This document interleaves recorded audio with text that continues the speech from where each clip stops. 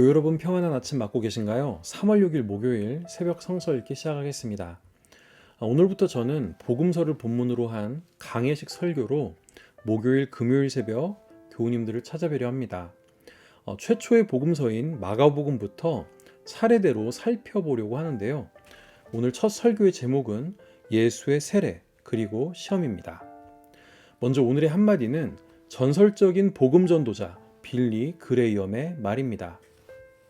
성령이 우리를 인도하실 때 시험을 면제해 주시는 것이 아니라 시험을 이길 능력을 주신다.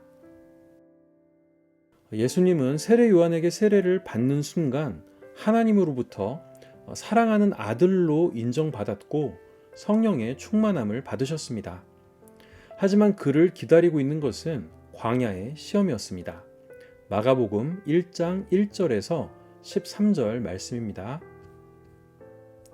하나님의 아들 예수 그리스도의 복음의 시작은 이러하다. 예언자 이사야의 글에 기록하기를 보아라, 내가 내 심부름꾼을 너보다 앞서 보낸다. 그가 내 길을 닦을 것이다. 광야에서 외치는 이의 소리가 있다. 너희는 주님의 길을 예비하고 그의 길을 곧게 하여라 한 것과 같이 세례 요한이 광야에 나타나서 죄를 용서받게 하는 회개의 세례를 선포하였다. 그래서 온 유대 지방 사람들과 온 예루살렘 주민들이 그에게로 나아가서 자기들의 죄를 고백하며 요단강에서 그에게 세례를 받았다. 요한은 낙타 털옷을 입고 허리에 가죽띠를 띠고 메뚜기와 들꿀을 먹고 살았다. 그는 이렇게 선포하였다. 나보다 더 능력이 있는 이가 내 뒤에 오십니다. 나는 몸을 굽혀서 그의 신발끈을 풀 자격조차 없습니다. 나는 여러분에게 물로 세례를 주었지만 그는 여러분에게 성령으로 세례를 주실 것입니다. 그 무렵에 예수께서 갈릴리 나사렛으로부터 오셔서 요단강에서 요한에게 세례를 받으셨다. 예수께서 물 속에서 막 올라오시는데 하늘이 갈라지고 성령이 비둘기같이 자기에게 내려오는 것을 보셨다. 그리고 하늘로부터 소리가 났다. 너는 내 사랑하는 아들이다. 내가 너를 좋아한다. 그리고 곧 성령이 예수를 광야로 내보내셨다. 예수께서 40일 동안 광야에 계셨는데 거기서 사탄에게 시험을 받으셨다. 예수께서 들 짐승들과 함께 지내셨는데 천사들이 그의 시중을 들었다. 마가복음은 마태복음의 요약에 지나지 않는다라는 어거스틴의 주장 때문에 마가복음은 오랜 세월 동안 푸대접을 받았습니다. 하지만 19세기 독일의 성서 신학자들의 자료 분석으로 인해 마가복음은 가장 먼저 쓰인 복음서로 널리 인정받게 되지요.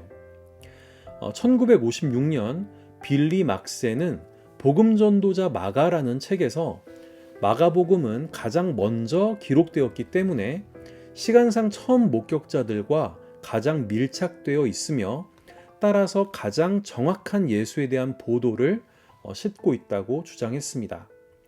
하지만 그는 마가가 역사적 예수에 대한 정확한 전기를 기술했다기보다는 복음서라고 불리는 독특한 문학 형식을 창조해낸 첫 번째 사람이었다고 주장합니다.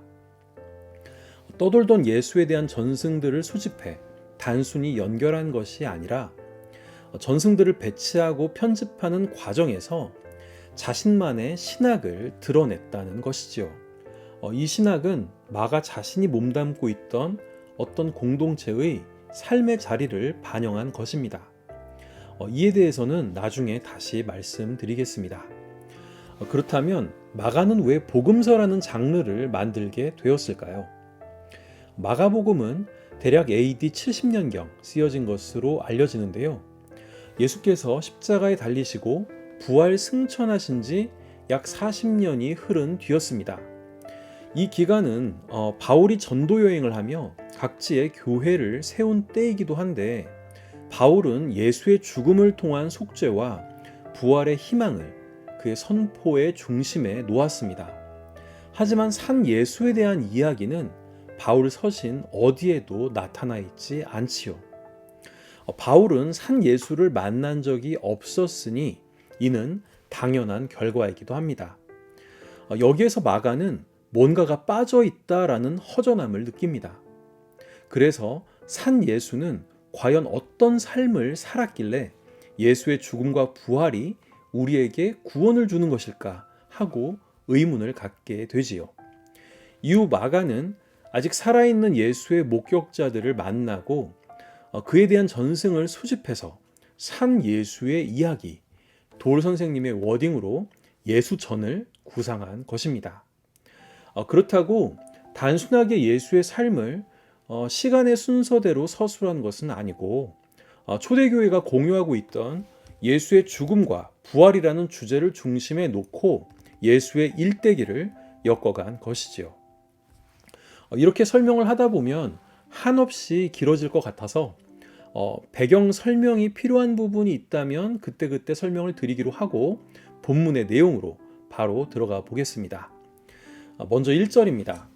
마가복음은 아브라함으로부터 이어지는 족보 이야기나 신비한 탄생의 이야기 혹은 우주론적인 로고스 담론으로 시작하지 않습니다. 담백하게 하나님의 아들 예수 그리스도의 복음의 시작은 이러하다라고 시작합니다. 여기에서 시작을 가리키는 헬라어는 아르케입니다. 구약의 헬라어 번역본인 70인역의 첫 구절 역시 아르케로 시작됩니다. 태초라는 뜻의 히브리어를 번역한 것이죠. 이 아르케는 단순한 시작이라기보다 기원, 원형의 뜻을 포함하고 있습니다. 예수 승천 후 40년이 지난 시점에서 선포되는 예수 복음의 원형을 마가는 예수님의 삶에서 찾았던 것이라고 해석할 수 있습니다. 그리고 마가는 2절에서 8절까지 상당히 긴 지면을 할애해 세례 요한의 사역에 대해 설명합니다. 그만큼 세례 요한은 초대교회 입장에서도 중요한 인물이었음을 알 수 있습니다. 마가는 세례 요한을 선지자의 글에서도 예언된 예수님의 앞길을 예비하는 심부름꾼으로 묘사하고 있습니다. 세례 요한은 예수 이전에 세례운동을 펼친 큰 영향력을 지닌 인물이었습니다. 그런데 마가는 세례 요한의 입을 빌려 뇌 뒤에 오시리는 자신보다 훨씬 큰 능력의 소유자이며 그래서 자신은 그의 신발끈을 풀 자격조차 없다고 이야기합니다. 하지만 예수의 활동기에 세례 요한의 명성은 예수에 비할 바가 아니었습니다. 요세푸스의 고대사를 보더라도 예수는 두 문장으로 짤막하게 언급되지만 세례 요한에 대한 묘사는 상당한 분량을 차지하니 말입니다. 여기에서 알 수 있는 사실은 복음서에서 마가가 묘사하는 세례 요한과 역사적 세례 요한 사이에는 큰 간극이 존재한다는 것입니다. 세례 요한은 예수님의 스승뻘 되는 인물이었지만 마가는 세례 요한에게 겸손을 부여하고 그 관계를 역전시킵니다. 그래서 복음서는 사실을 기록한 것이라기보다 마가의 신학이 투영된 특수한 장르의 문학이라는 것입니다. 관건은 마가가 복음서를 통해 당대의 독자들에게 무엇을 말하려고 했는지를 밝히는 것이고 이러한 메시지가 또한 우리에게 주는 의미는 무엇인지를 찾아내는 것이라 할 수 있습니다. 이제 9절입니다. 예수님은 갈릴리 나사렛으로부터 오셔서 세례 요한에게 세례를 받습니다. 그때 예수님은 하늘이 갈라지고 하늘에서 성령이 내려오는 것을 봅니다. 이때 하늘이 갈라졌다라는 표현은 예수께서 십자가에서 운명하실 때 성전의 휘장이 찢어졌다라는 표현에도 쓰인 스키조라는 단어입니다. 인간과 하나님을 분리하던 하늘의 장막이 걷혔다는 것이죠. 이제 예수님은 하늘의 음성을 듣습니다.